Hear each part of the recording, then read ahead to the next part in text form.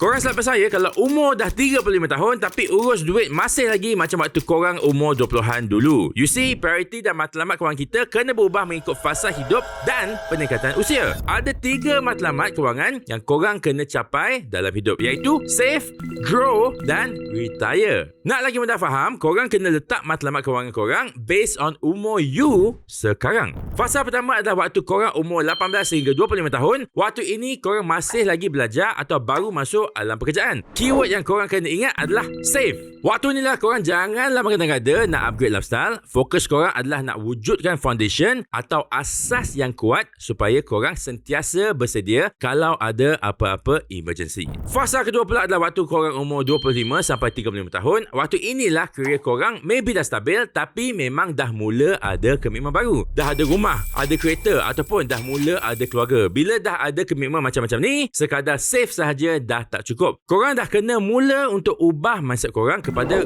grow. Sekarang ni korang kena cari tempat untuk laburkan duit korang untuk dapatkan pulangan yang lebih tinggi. Korang kena faham betul-betul instrumen pelaburan yang korang pilih sebab investment ada risiko rugi ataupun untung. Fasa ketiga pula bila umur korang dah lebih 35 tahun. Waktu inilah maybe korang rasa awal lagi tetapi sebenarnya korang dah kena plan fasa ketiga dalam hidup korang, iaitu retire ataupun bersara. Walaupun maybe korang rasa alah lagi 20 sampai 30 tahun lagi nak bersara, korang sebenarnya dah kena mula sekarang. Sebab kita nak dapatkan compounding interest yang berganda-ganda kalau korang mula awal berbanding dengan kalau korang duduk tangguh sampailah tua baru nak mula.